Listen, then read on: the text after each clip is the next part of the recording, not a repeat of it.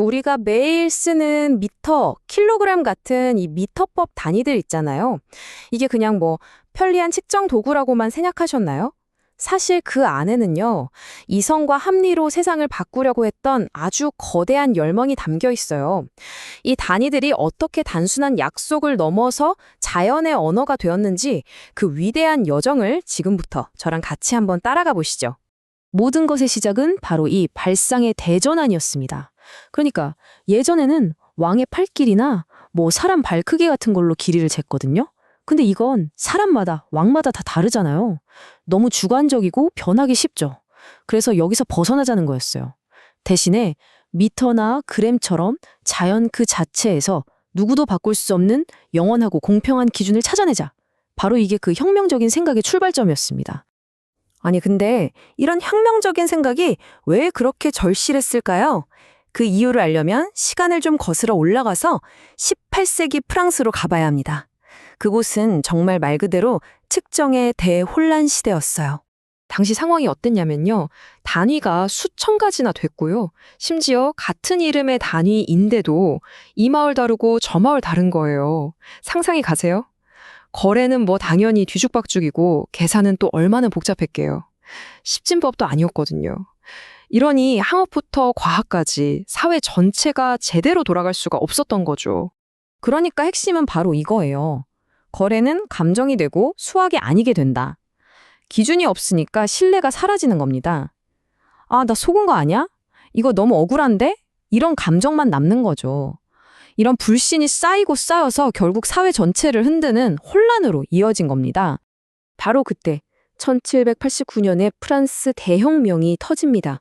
낡은 왕정의 모든 걸 싹 다 바꾸자는 그 거대한 열망 속에서 이 뒤죽박죽인 도량형 문제 역시 이건 무조건 뜯어고쳐야 한다는 최우선 과제로 떠오르게 된 거죠.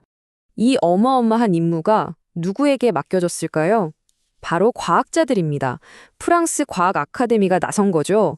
모든 시대를 위해 모든 사람을 위한 측정 체계를 만들라는 엄청난 임무를 부여받은 거예요. 그리고 이들은 정말 인류 역사상 가장 야심찬 목표를 세우게 됩니다. 그들의 기본 원칙은 아주 명확했어요. 뭐였냐면 측정의 기준은 인류 모두의 유산인 자연에서 나와야 한다. 이거였습니다. 특정 왕이나 나라에 속한 게 아니라 시간이 아무리 흘러도 절대 변하지 않는 영원한 것. 그 답을 바로 자연에서 찾은 거죠. 자, 그렇게 해서 모든 단위의 기초가 될 길이, 바로 미터를 정의하기 위한 정말 위대한 여정이 시작됩니다. 이거 정말 대단한 발상이지 않아요? 과학자들이 뭘 기준으로 삼았냐면요. 바로 우리가 발 딛고 서 있는 이 지구 자체를 거대한 자로 삼기로 한 거예요. 북극에서 적도까지의 거리를 측정한 다음에 그걸 정확히 1000만분의 1로 나눈 값을 1미터로 정한 거죠. 와, 지구를 기준으로 삼으면 그 누구도 이 기준을 자기 마음대로 바꿀 수 없을 거라고 믿었던 겁니다. 하지만 과학자들의 탐구는 여기서 멈추지 않았어요. 알고 보니까 지구조차 완벽한 구가 아니었던 거죠. 그래서 더 궁극적인 기준을 찾아 나섭니다. 그게 바로 뭐냐? 우주 어디에서나 절대 변하지 않는 빛의 속도였습니다. 오늘날의 미터는 빛이 진공 속에서 2억 9,097만 2,458분의 1초 동안 이동한 거리로 정의되거든요. 빛을 기준으로 삼으면서 미터는 마침내 그 어떤 것에도 흔들리지 않는 진짜 불변의 단위가 된 겁니다. 자, 이렇게 완벽에 가까운 길이의 기준, 미터가 딱 정해졌잖아요. 그러자 과학자들은 이걸 바탕으로 모든 단위를 하나로 잇는 정말 우아하고 논리적인 시스템을 만들어 나갑니다.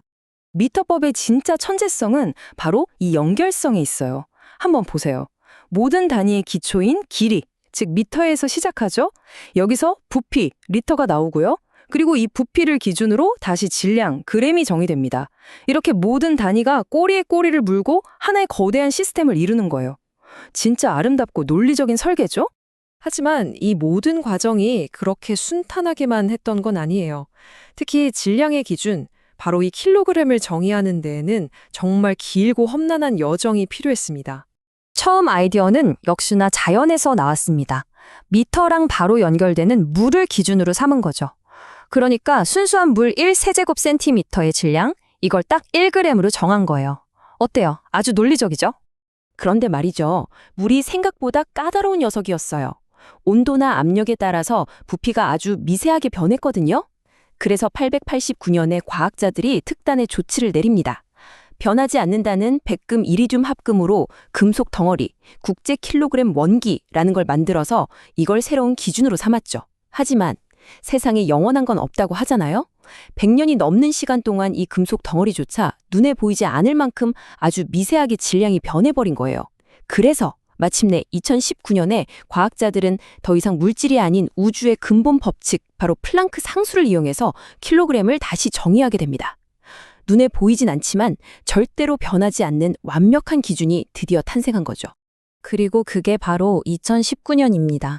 정말 불과 몇 년 전 일이에요. 우리가 매일 쓰는 이 단위의 기준이 이렇게 최근에 와서야 완성되었다는 건 뭘 의미할까요? 완벽한 기준을 향한 인류의 위대한 탐구가 바로 지금 이 순간에도 계속되고 있다는 걸 보여주는 거죠. 자, 그렇다면 프랑스에서 시작된 이 아이디어가 어떻게 전 세계의 표준, 글로벌 스탠더드가 될 수 있었을까요? 그 성공 비결을 한번 정리해 보겠습니다. 성공의 열쇠는 크게 네 가지로 볼 수 있습니다. 첫째, 특정 권력이 아닌 자연에 기반했다는 점. 둘째, 누구나 똑같이 재현하고 검증할 수 있는 객관성. 셋째, 계산하기 정말 편하고 논리적인 십진법 체계. 그리고 마지막으로 한 나라에 머무는 게 아니라 영원히 변치 않는 기준을 향해 계속 나아갔다는 점이죠. 바로 이런 원칙들이 미터법에 국경을 넘는 강력한 힘을 실어준 겁니다. 결국 이 한마디로 정리할 수 있을 것 같아요. 미터법은 지역의 사투리가 아니라 세계의 표준어가 된 겁니다. 과학과 상업, 그리고 우리 모두의 소통을 위한 인류 공통의 언어가 된 거죠. 미터법의 역사는 그냥 단위에 대한 이야기가 아니에요. 이건 왕의 변덕처럼 주관적이고 불합리한 기준을 자연의 상수라는 객관적이고 변치 않는 원칙으로 바꿔낸 위대한 투쟁의 기록입니다. 자, 그렇다면 마지막으로 질문을 하나 던져보겠습니다. 오늘날 우리 사회에는 우리가 마땅히 바꿔야 할 또 다른 지배자는, 또 다른 왕의 변덕은 없을까요? 한 번쯤 생각해 볼 문제인 것 같습니다.